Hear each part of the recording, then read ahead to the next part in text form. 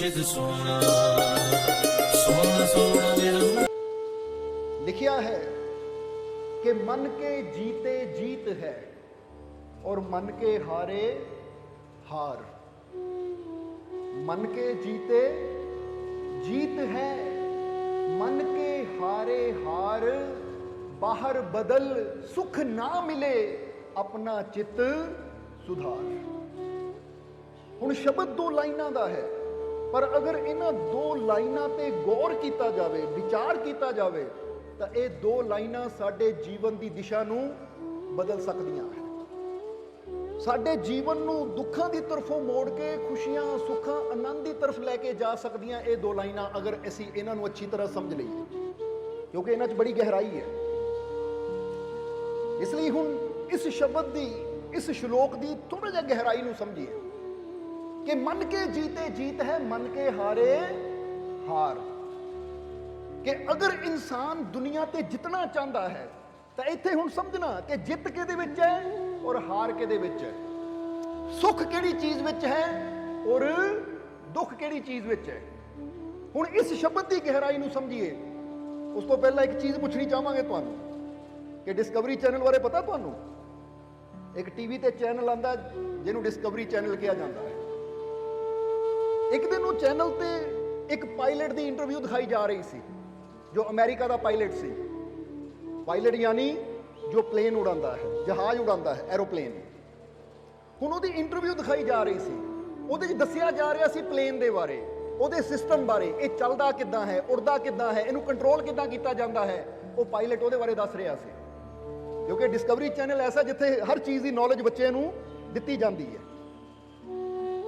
हुण उहदे विच उस प्लेन के बारे दसिया जा रहा सी, इनू कंट्रोल किद्दां कीता जांदा है, इहदे अंदर असीं किस तरह उस सिस्टम नूं समझदे हैं और किस तरह इनू चलाते हैं। तो उत्थे एक चीज़ उस पायलट ने दसी जो सानू बड़ी प्यारी लगी, इसलिए वो तुहाडे नाल शेयर करनी चाहते हैं असीं कि उत्थे उसने की दसिया कि प्लेन जदों उड़दा है, टेक ऑफ करदा है, तो सानू एक एक डिग्री का ख्याल रखना पैंदा है कि साडा प्लेन एक भी डिग्री इधर तो उधर ना हो जाए। डिग्री का मतलब समझते हो कि नहीं?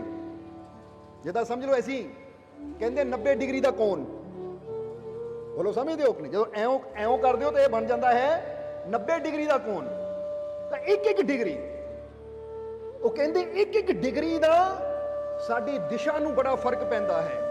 तो उत्थे उन्हें दसिया कि जे लॉस एंजल एक अमेरिका की स्टेट है, शहर है एक, कि अगर लॉस एंजल तो ये प्लेन उड़ता है, टेक ऑफ करता है और 3.5 डिग्री अगर ये साउथ की तरफ, हुण 3.5 डिग्री कोई बड़ी चीज़ नहीं होंगी, बिल्कुल माड़ी ही होंगी है।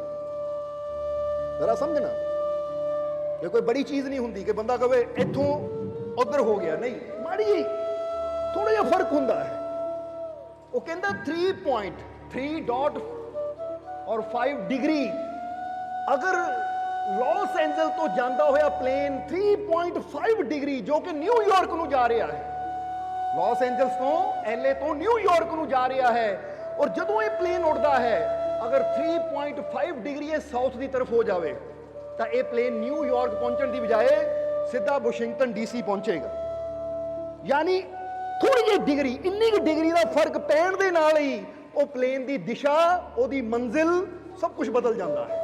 वो कहते डिग्रियां के हिसाब नाल चलना पैंदा उत्थे, इसलिए उत्थे नज़र हमेशा कंप्यूटर मोनीटर ते रखनी पैंदी कि एक भी डिग्री इधर तो उधर ना होवे, नहीं तो मंजिल बदल गई, दिशा बदल गई, सिर्फ थोड़ी जी गलती दे नाल। ये डिग्री तां दस रहे हैं कि जे तुसीं, क्योंकि बच्चों को घर च जमैट्री बॉक्स हुंदा है, जिहदे च फुट्टा हुंदा है, डिग्री बारे मापण बारे विच उहदे कोल सारा कुछ हुंदा है, तो उह च तुसीं देखोगे तो कोई बड़ा फर्क नहीं हुंदा। तुसीं कहना 3.5 डिग्री कोई बड़ी गल नहीं है, छोटी जी तो गल है, पर वो कहते छोटी जी गल ही प्लेन नूं उहदी मंजिल तो कई मील दूर लै जाती है, और उहदी मंजिल भी बदल जाती है, उहदी दिशा भी बदल जाती है। तुरिया सी न्यूयॉर्क पहुंच जाता है वाशिंगटन DC, सिर्फ थोड़ी जी चीज़ की मिसअंडरस्टैंडिंग दे नाल, थोड़ी जी चीज़ की गलत दिशा दे नाल। हुण बड़ी समझण वाली गल है, एक गल प्लेन की कर रहा है कि अगर 3.5 डिग्री ਪਲੇਨ ਨਿਊਯਾਰਕ ਨੂੰ ਜਾਂਦਾ ਹੋਇਆ ਜਦੋਂ ਟੇਕ ਆਫ ਕਰਦਾ ਹੈ, ਉਹ ਸਾਊਥ ਦੀ ਤਰਫ ਹੋ ਜਾਵੇ ਤਾਂ ਨਿਊਯਾਰਕ ਪਹੁੰਚਣ ਦੀ ਬਜਾਏ ਵਾਸ਼ਿੰਗਟਨ ਡੀਸੀ ਪਹੁੰਚ ਜਾਏਗਾ। ਹੁਣ ਜਰਾ ਗੌਰ ਕਰਨਾ, ਇੱਥੇ ਵਿਚਾਰ ਦੇਣ ਵਾਲੀ ਕਿਹੜੀ ਗੱਲ ਹੈ? ਤੁਸੀਂ ਕਹਿੰਦਾ ਪਲੇਨ ਨਾਲ ਸਾਡਾ ਕੀ ਮਤਲਬ, ਪਰ ਇੱਥੇ ਇਸ਼ਾਰਾ ਇਹ ਹੈ ਕਿ ਜੇ ਇੱਕ ਪਲੇਨ ਥੋੜੀ ਜਿਹੀ ਗਲਤ ਦਿਸ਼ਾ ਦੇ ਨਾਲ ਆਪਣੀ ਮੰਜ਼ਿਲ ਤੋਂ ਦੂਸਰੀ ਜਗ੍ਹਾ ਪਹੁੰਚ ਸਕਦਾ ਹੈ, ਤਾਂ ਜ਼ਰਾ ਸੋਚੋ ਸਾਡੇ ਜੀਵਨ ਦਾ ਕੀ ਹਾਲ ਹੋਏਗਾ। ਅਗਰ ਸਾਡੀ ਜ਼ਿੰਦਗੀ, ਅਗਰ ਸਾਡਾ ਜੀਵਨ, ਇਹਨੂੰ ਵੀ ਅਗਰ ਥੋੜੀ ਜਿਹੀ ਵੀ ਗਲਤ ਦਿਸ਼ਾ ਮਿਲ ਗਈ ਤਾਂ ਸਾਡੀ ਜ਼ਿੰਦਗੀ ਵੀ ਕਿਤੇ ਪਹੁੰਚਣ ਦੀ ਬਜਾਏ ਕਿਤੇ ਹੋਰ ਪਹੁੰਚ ਜਾਏਗੀ। ਕਿਉਂਕਿ ਮੰਜ਼ਿਲ ਸਾਡੀ ਪਰਮਾਤਮਾ ਹੈ, ਮੰਜ਼ਿਲ ਸਾਡੀ ਪਰਮਾਨੰਦ ਹੈ। ਪਰ ਅਗਰ ਸਾਡਾ ਮਨ ਥੋੜਾ ਜਿਹਾ ਵੀ ਉਸ ਮਾਰਗ ਤੋਂ ਭਟਕ ਗਿਆ, ਜਿਹਦਾ ਬੰਦਾ ਕਹਿੰਦਾ ਮੈਂ ਕਿਹੜੀਆਂ ਬੜੀਆਂ ਗਲਤੀਆਂ ਕਰਦਾ ਹਾਂ, ਥੋੜੀ ਜਿਹੀ ਕਰਦਾ ਹਾਂ, ਛੋਟੀ ਜਿਹੀ ਕਰਦਾ ਹਾਂ, ਕਈ ਵਾਰ ਛੋਟੀ ਛੋਟੀਆਂ ਗਲਤੀਆਂ ਹੀ ਇਨਸਾਨ ਨੂੰ ਉਹਦੀ ਮੰਜ਼ਿਲ ਤੋਂ ਬਹੁਤ ਦੂਰ ਲੈ ਜਾਂਦੀਆਂ। ਇਸ ਲਈ ਇੱਥੇ ਥੋੜਾ ਸਮਝਣ ਦੀ ਜ਼ਰੂਰਤ ਹੈ। ਇੱਥੇ ਗੱਲ ਆਈ ਹੈ ਕਿ ਮੰਨ ਕੇ ਜੀਤੇ ਜੀਤ ਹੈ, ਮੰਨ ਕੇ ਹਾਰੇ ਹਾਰ। ਕਿਉਂਕਿ ਇਹ ਪਲੇਨ ਦੀ ਗੱਲ ਨੂੰ ਅਸੀਂ ਆਪਣੀ ਸੋਚ ਨਾਲ ਜੋੜ ਕੇ ਦੇਖਣਾ ਹੈ ਕਿ ਇਹ ਸਾਡਾ ਜੀਵਨ ਸਮਝ ਲਓ ਇੱਕ ਪਲੇਨ ਦੀ ਤਰ੍ਹਾਂ ਹੈ, ਜਿਹਦੀ ਮੰਜ਼ਿਲ ਹੈ ਪਰਮਾਤਮਾ ਰੂਪੀ, ਉਹ ਪਰਮਾਨੰਦ ਰੂਪੀ ਉਹ ਮੰਜ਼ਿਲ, ਜਿਹਨੂੰ ਅਸੀਂ ਪ੍ਰਾਪਤ ਕਰਨਾ ਹੈ। ਪਰ ਹੁਣ ਪਾਇਲਟ ਹੈ ਸਾਡਾ ਮਾਈਂਡ, ਸਾਡਾ ਮਨ। ਕਿਉਂਕਿ ਮਨ ਪਾਇਲਟ ਹੈ, ਇਹ ਸਰੀਰ ਪਲੇਨ ਦੀ ਤਰ੍ਹਾਂ ਹੈ। ਹੁਣ ਪਲੇਨ ਨੇ ਤਾਂ ਉਧਰ ਹੀ ਉੜਨਾ ਨਾ ਜਿੱਧਰ ਪਾਇਲਟ ਨੇ ਉਹਨੂੰ ਦਿਸ਼ਾ ਦੇ ਦੇਣੀ ਹੈ। ਹੁਣ ਇਹ ਪਾਇਲਟ ਬੈਠਾ ਹੈ, ਹੁਣ ਤੁਸੀਂ ਦੇਖਦੇ ਹੋ ਨਾ ਇੱਕੋ ਹੀ ਪਲੇਨ ਹੈ, ਉਹ ਇੱਥੋਂ ਅਮਰੀਕਾ ਜਾਏਗਾ ਜਾਂ ਇੰਗਲੈਂਡ ਜਾਏਗਾ, ਫਿਰ ਉੱਥੋਂ ਉਹ ਵਾਪਸ ਇੰਡੀਆ ਆਏਗਾ, ਪਲੇਨ ਉਹੀ ਹੈ। ਹੁਣ ਦਿੱਲੀ ਤੋਂ ਲੰਡਨ ਜਾ ਰਿਹਾ ਹੈ ਕਿਉਂਕਿ ਪਾਇਲਟ ਉਹਨੂੰ ਉਹ ਕਮਾਂਡ ਦਿੰਦਾ ਹੈ ਕਿ ਇਹਨੂੰ ਇੱਥੋਂ ਉੱਥੇ ਲੈ ਕੇ ਜਾਣਾ ਹੈ, ਤਾਂ ਉੱਥੋਂ ਉਹੀ ਪਲੇਨ ਵਾਪਸ ਇੰਡੀਆ ਆਏਗਾ ਕਿਉਂਕਿ ਉੱਥੋਂ ਬੈਠਾ ਪਾਇਲਟ ਉਹਨੂੰ ਉਹ ਕਮਾਂਡ ਦਿੰਦਾ ਕਿ ਵਾਪਸ ਇੰਡੀਆ ਜਾਣਾ ਹੈ। ਯਾਨੀ ਪਲੇਨ ਤੇ ਇੱਕ ਸਾਧਨ ਹੈ, ਆਣਾ ਜਾਣਾ, ਕਿਸ ਦਿਸ਼ਾ ਨੂੰ ਜਾਣਾ ਹੈ ਇਹਦਾ ਚੁਣਾਵ ਵਿੱਚ ਬੈਠਾ ਉਹ ਪਾਇਲਟ ਕਰਦਾ ਹੈ। ਇਸੇ ਤਰ੍ਹਾਂ ਇਹ ਸਾਡਾ ਸਰੀਰ ਇੱਕ ਸਾਧਨ ਹੈ, ਪਰ ਅਸੀਂ ਕਿੱਥੇ ਜਾਣਾ ਹੈ ਕਿੱਥੇ ਨਹੀਂ ਜਾਣਾ ਹੈ ਉਹਦਾ ਚੁਣਾਵ ਕਰਦਾ ਹੈ ਸਾਡਾ ਮਨ। ਜੇ ਅੱਜ ਤੁਸੀਂ ਇੱਥੇ ਆਏ ਹੋ ਤਾਂ ਮਨ ਨੇ ਸੋਚਿਆ ਸੀ ਕਿ ਸਤਸੰਗ 'ਚ ਜਾਣਾ ਹੈ, ਦਰਬਾਰ ਤੇ ਜਾਣਾ, ਤਾਂ ਹੀ ਇੱਥੇ ਪਹੁੰਚੇ ਹੋ। ਤਾਂ ਜੇ ਤੁਸੀਂ ਸੋਚ ਲੈਂਦੇ ਕਿ ਅਸੀਂ ਕਿਤੇ ਹੋਰ ਜਾਣਾ, ਕਿਸੇ ਰਿਸ਼ਤੇਦਾਰ ਨੂੰ ਮਿਲਣਾ ਹੈ, ਕਿਸੇ ਸੱਜਣ ਮਿੱਤਰ ਨੂੰ ਮਿਲਣਾ ਹੈ, ਤਾਂ ਤੁਹਾਡੇ ਸਰੀਰ ਨੇ ਤਿਆਰ ਹੋ ਕੇ ਉੱਧਰ ਚਲੇ ਜਾਣਾ ਹੈ। ਕਿਉਂਕਿ ਸਰੀਰ ਵੀ ਸਮਝ ਲਓ ਇੱਕ ਪਲੇਨ ਦੀ ਤਰ੍ਹਾਂ ਹੈ ਔਰ ਪਾਇਲਟ ਹੈ ਸਾਡਾ ਮਨ। ਹੁਣ ਅਗਰ ਇਹ ਮਨ ਰੂਪੀ ਪਾਇਲਟ, ਅਗਰ ਇਹਨੂੰ ਸਹੀ ਦਿਸ਼ਾ ਪ੍ਰਾਪਤ ਹੋ ਗਈ, ਅਗਰ ਸਹੀ ਦਿਸ਼ਾ ਤੇ ਚਲੇਗਾ, ਤਾਂ ਫਿਰ ਤਾਂ ਇਹ ਸਰੀਰ ਰੂਪੀ ਪਲੇਨ ਆਪਣੀ ਉਸ ਮੰਜ਼ਿਲ ਤੱਕ ਪਹੁੰਚੇਗਾ ਜਿਹਨੂੰ ਤੰਦਰੁਸਤੀ, ਸ਼ਾਂਤੀ, ਸਕੂਨ, ਖੁਸ਼ੀ, ਆਨੰਦ ਕਿਹਾ ਜਾਂਦਾ ਹੈ। ਤਾਂ ਜੇ ਇਹ ਅੰਦਰ ਬੈਠਾ ਪਾਇਲਟ ਹੀ ਭਟਕ ਗਿਆ, ਇਹਦਾ ਧਿਆਨ ਭਟਕ ਗਿਆ, ਤਾਂ ਫਿਰ ਜਰਾ ਸੋਚੋ ਇਹ ਕਿੱਧਰ ਜਾਏਗਾ। ਹੁਣ ਜਰਾ ਇਹਨੂੰ ਇਦਾਂ ਵੀ ਸਮਝ ਲਈਏ ਕਿ ਜੇ ਸਾਡਾ ਮਨ ਸਹੀ ਜਗ੍ਹਾ ਹੈ ਤਾਂ ਅਸੀਂ ਸਤਸੰਗ 'ਚ ਜਾਵਾਂਗੇ, ਸਹੀ ਜਗ੍ਹਾ ਜਾਵਾਂਗੇ। ਤਾਂ ਜੇ ਸਾਡਾ ਮਨ ਗਲਤ ਹੈ ਤਾਂ ਫਿਰ ਅਸੀਂ ਠੇਕੇ ਜਾਵਾਂਗੇ ਜਾਂ ਕਿਸੇ ਬੁਰੀ ਜਗ੍ਹਾ ਜਾਵਾਂਗੇ, ਜੂਆ ਘਰ ਜਾਵਾਂਗੇ, ਉੱਥੇ ਜਾਵਾਂਗੇ ਜਿੱਥੇ ਕੋਈ ਬੁਰਾਈ ਚੱਲ ਰਹੀ ਹੈ, ਬੁਰਾ ਕਰਮ ਚੱਲ ਰਿਹਾ ਹੈ। ਕਿਉਂਕਿ ਜੈਸਾ ਇਨਸਾਨ ਦੇ ਮਨ ਨੇ ਸੋਚਣਾ ਹੈ, ਸਰੀਰ ਨੇ ਤਾਂ ਉਧਰ ਜਾਣਾ ਸ਼ੁਰੂ ਕਰ ਦੇਣਾ ਹੈ। ਇਸ ਲਈ ਜਦੋਂ ਅਸੀਂ ਆਪਣੇ ਮਨ ਨੂੰ ਕੰਟਰੋਲ ਕਰਨਾ ਸਿੱਖ ਜਾਂਦੇ ਹਾਂ, ਆਪਣੇ ਮਨ ਨੂੰ ਕਾਬੂ ਕਰਨਾ ਸਿੱਖ ਜਾਂਦੇ ਹਾਂ, ਆਪਣੇ ਮਨ ਨੂੰ ਸਹੀ ਦਿਸ਼ਾ 'ਚ ਲੈ ਆਉਂਦੇ ਹਾਂ, ਤਾਂ ਫਿਰ ਸਾਡਾ ਜੀਵਨ ਰੂਪੀ ਪਲੇਨ ਲੈਂਡ ਵੀ ਸਹੀ ਮੰਜ਼ਿਲ ਤੇ ਕਰਦਾ ਹੈ। ਜਿੱਦਾਂ ਦੱਸਿਆ ਨਾ, ਮਾੜੀ ਜਿਹੀ 3.5 ਡਿਗਰੀ ਅਗਰ ਸਾਊਥ ਨੂੰ ਮੁੜ ਗਿਆ ਯਾਨੀ, ਤਾਂ ਫਿਰ ਨਿਊਯਾਰਕ ਜਾਣ ਦੀ ਬਜਾਏ ਕਿੱਥੇ ਪਹੁੰਚ ਜਾਏਗਾ? ਵਾਸ਼ਿੰਗਟਨ ਡੀਸੀ, ਜੋ ਕਿ ਨਿਊਯਾਰਕ ਤੋਂ ਕਿੰਨੀ ਦੂਰ ਹੈ। ਯਾਨੀ ਥੋੜੀ ਜਿਹੀ ਡਿਗਰੀ ਹੀ ਉਹ ਪਲੇਨ ਦੀ ਦਿਸ਼ਾ ਨੂੰ ਬਦਲ ਦਿੰਦੀ ਹੈ। ਇਸੇ ਤਰ੍ਹਾਂ ਤੁਹਾਡੀ ਥੋੜੀ ਜਿਹੀ ਗਲਤ ਸੋਚ ਹੀ ਤੁਹਾਡੇ ਪੂਰੇ ਜੀਵਨ ਦੀ ਦਿਸ਼ਾ ਨੂੰ ਬਦਲ ਕੇ ਰੱਖ ਦਿੰਦੀ ਹੈ। ਇਸ ਲਈ ਇੱਥੇ ਦੱਸਿਆ ਹੈ ਕਿ ਮੰਨ ਕੇ ਜੀਤੇ ਜੀਤ ਹੈ, ਕਿ ਅਗਰ ਤੂੰ ਆਪਣੇ ਮਨ ਨੂੰ ਜਿੱਤ ਲਿਆ, ਔਰ ਮਨ ਨੂੰ ਜਿੱਤਣ ਦਾ ਮਤਲਬ ਅਗਰ ਮਨ ਨੂੰ ਸਹੀ ਦਿਸ਼ਾ ਦੇ ਦਿੱਤੀ, ਸਹੀ ਡਾਇਰੈਕਸ਼ਨ ਦੇ ਦਿੱਤੀ, ਤਾਂ ਫਿਰ ਤੇਰੀ ਜਿੱਤ ਹੈ, ਫਿਰ ਤੈਨੂੰ ਕਾਮਯਾਬੀ ਮਿਲੇਗੀ, ਫਿਰ ਤੈਨੂੰ ਸਫਲਤਾ ਮਿਲੇਗੀ। ਪਰ ਜੇ ਤੇਰੇ ਮਨ ਨੂੰ ਗਲਤ ਦਿਸ਼ਾ ਮਿਲ ਗਈ, ਗਲਤ ਵਿਚਾਰ ਮਿਲ ਗਏ, ਗਲਤ ਡਾਇਰੈਕਸ਼ਨ ਮਿਲ ਗਈ, ਤਾਂ ਫਿਰ ਤੇਰੀ ਹਾਰ ਹੈ। ਫਿਰ ਤੂੰ ਹਾਰੇਗਾ, ਦਰ-ਦਰ ਧੱਕੇ ਖਾਏਗਾ, ਤਕਲੀਫਾਂ ਦੁੱਖਾਂ ਨਾਲ ਤੇਰੀ ਝੋਲੀ ਭਰ ਜਾਏਗੀ। ਇਸ ਲਈ ਇਹ ਪਿਆਰਿਆ, ਮਨ ਨੂੰ ਜਿੱਤ। ਔਰ ਇਹੀ ਤਾਂ ਗੱਲ ਗੁਰੂ ਰਹਿਬਰ ਵੀ ਕਹਿੰਦੇ ਆ ਗਏ ਹੈ ਕਿ ਮਨ ਜੀਤੇ ਜਗਜੀਤ, ਕਿ ਤੂੰ ਜਗਤ ਨੂੰ ਜਿੱਤਣ ਦੀ ਗੱਲ ਸੋਚਦਾ ਹੈ ਕਿ ਮੈਂ ਦੁਨੀਆ ਜਿੱਤ ਲਵਾਂ, ਮੈਂ ਸੰਸਾਰ ਨੂੰ ਜਿੱਤ ਲਵਾਂ, ਉਹ ਕਹਿੰਦੇ ਸੰਸਾਰ ਦੀ ਚਿੰਤਾ ਛੱਡ, ਪਹਿਲਾਂ ਆਪਣੇ ਮਨ ਨੂੰ ਜਿੱਤ ਲੈ, ਕਿਉਂਕਿ ਜਿਨ੍ਹਾਂ ਨੇ ਮਨ ਨੂੰ ਜਿੱਤ ਲਿਆ ਫਿਰ ਦੁਨੀਆ ਆਪਣੇ ਆਪ ਹੀ ਉਹ ਜਿੱਤ ਲੈਂਦੇ। ਇਹਦਾ ਸੋਚ ਕੇ ਦੇਖੋ, ਉਹਨਾਂ ਗੁਰੂਆਂ, ਰਹਿਬਰਾਂ, ਪੀਰਾਂ, ਫਕੀਰਾਂ ਬਾਰੇ ਸੋਚ ਕੇ ਦੇਖੋ, ਉਹਨਾਂ ਨੇ ਦੁਨੀਆ ਦੇ ਦਿਲ ਜਿੱਤੇ ਕਿ ਨਹੀਂ? ਬੋਲੋ, ਜਵਾਬ ਦਿਓ। ਉਹਨਾਂ ਨੇ ਦੁਨੀਆ ਦੇ ਦਿਲ ਜਿੱਤੇ ਕਿ ਨਹੀਂ? ਅੱਜ ਵੀ ਸਾਡੇ ਦਿਲਾਂ ਤੇ ਗੁਰੂਆਂ, ਰਹਿਬਰਾਂ ਦਾ ਰਾਜ ਹੈ ਕਿ ਨਹੀਂ? ਅਸੀਂ ਕਹਿੰਦੇ ਆ ਕਿ ਨਹੀਂ ਕਿ ਸਾਨੂੰ ਆਪਣੇ ਗੁਰੂਆਂ, ਪੀਰਾਂ, ਫਕੀਰਾਂ ਨਾਲ ਬੜਾ ਪ੍ਰੇਮ ਹੈ? ਜੇ ਤੁਹਾਨੂੰ ਅਸੀਂ ਪੁੱਛੀਏ, ਕਿਉਂਕਿ ਜਿਨ੍ਹਾਂ ਨੂੰ ਸਹੀ ਦਿਸ਼ਾ ਮਿਲ ਚੁੱਕੀ ਹੈ, ਜਿਨ੍ਹਾਂ ਦੀ ਸੋਚ ਸਹੀ ਪਾਸੇ ਹੈ, ਅਗਰ ਉਹਨਾਂ ਨੂੰ ਪੁੱਛਿਆ ਜਾਵੇ, ਹਾਂ ਬਈ ਇਸ ਤਰ੍ਹਾਂ ਤੂੰ ਸ਼੍ਰੀ ਗੁਰੂ ਨਾਨਕ ਦੇਵ ਜੀ ਨਾਲ ਪ੍ਰੇਮ ਕਰਦਾ ਹੈ? ਉਹਨਾਂ ਕਹਿਣਾ ਕਰਦਾ ਹੈ, ਕਿਉਂਕਿ ਰੱਬ ਦੇ ਪਿਆਰੇ। ਤੂੰ ਸ਼੍ਰੀ ਗੁਰੂ ਰਵਿਦਾਸ ਜੀ ਨਾਲ ਪ੍ਰੇਮ ਕਰਦਾ ਹੈ? ਮਹਾਤਮਾ ਬੁੱਧ ਨਾਲ ਪ੍ਰੇਮ ਕਰਦਾ ਹਾਂ। ਤਾਂ ਹੁਣ ਜਿਨ੍ਹਾਂ ਦੀ ਜੀਵਨ ਦੀ ਸਹੀ ਦਿਸ਼ਾ ਹੈ, ਉਹਨਾਂ ਕਹਿਣਾ ਹਾਂ ਇਹ ਸਾਰੇ ਮੈਨੂੰ ਜਾਨ ਤੋਂ ਪਿਆਰੇ ਹੈ। ਹੁਣ ਉਹਨਾਂ ਨੇ ਕਿੱਦਾਂ ਸਾਡੇ ਦਿਲਾਂ ਨੂੰ ਜਿੱਤਿਆ? ਹੁਣ ਜ਼ਰਾ ਸੋਚੋ। ਇਹ ਤਾਂ ਦੁਨੀਆ ਤੇ ਹਜ਼ਾਰਾਂ ਹੀ ਆਉਂਦੇ ਆ, ਹਜ਼ਾਰਾਂ ਹੀ ਚਲੇ ਜਾਂਦੇ ਐ, ਪਰ ਇਨਸਾਨ ਨੂੰ ਕਿਸੇ ਦਾ ਨਾਮ ਵੀ ਨਹੀਂ ਪਤਾ ਹੁੰਦਾ। ਹੁਣ ਜ਼ਰਾ ਸੋਚੋ, ਹਰ ਰੋਜ਼ ਕਿੰਨੇ ਲੋਕ ਮਰ ਰਹੇ ਐ, ਕਿੰਨੇ ਜਨਮ ਲੈ ਰਹੇ ਐ, ਤੁਹਾਨੂੰ ਨਾਮ ਦਾ ਪਤਾ ਹੈ ਕਿ ਨਹੀਂ?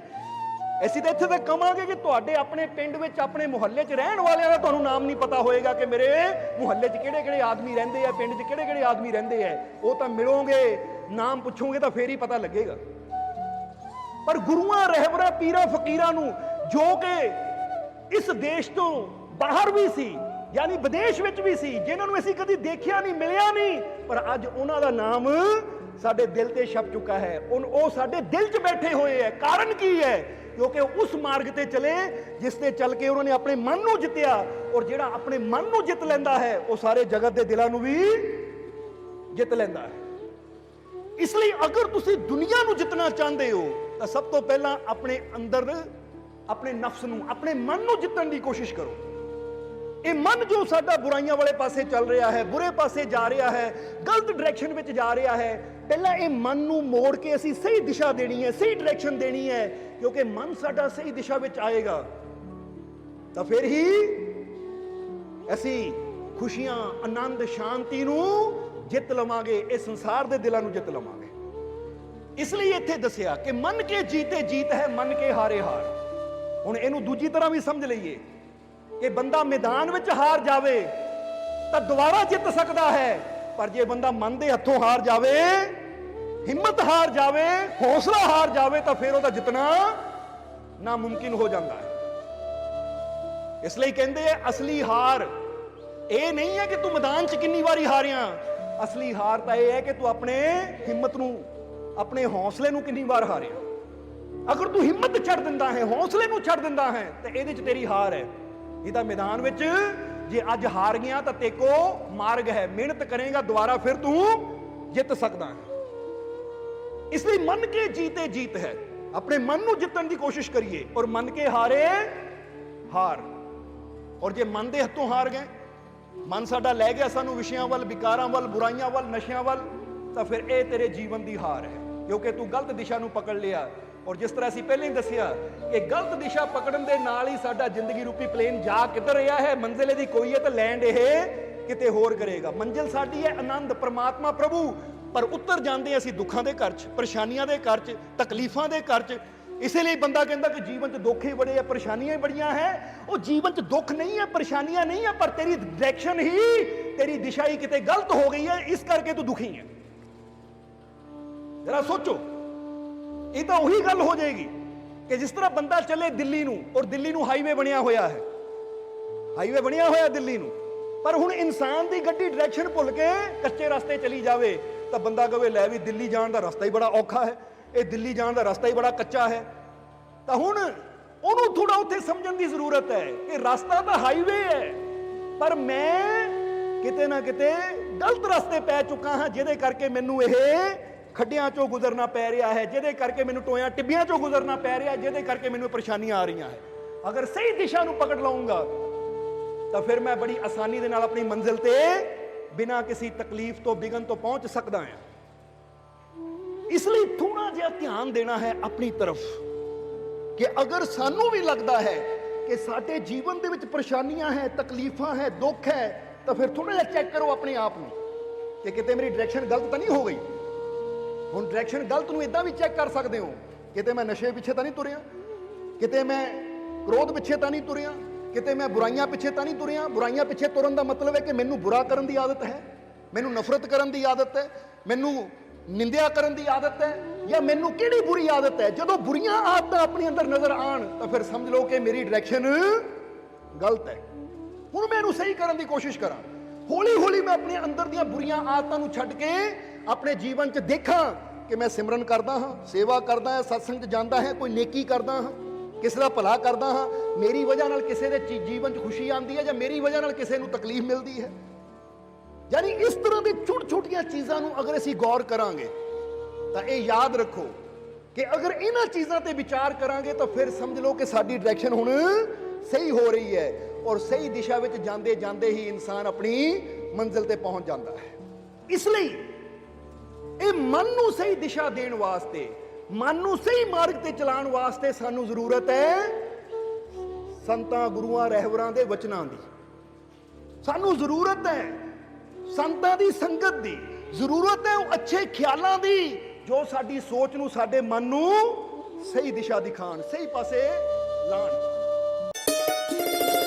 ਸੋਹਣਾ ਸੋਹਣਾ ਮੇਰਾ ਮੁਰਸ਼ਿਦ ਸੋਹਣਾ, ਸੋਹਣਾ ਸੋਹਣਾ ਮੇਰਾ ਮੁਰਸ਼ਿਦ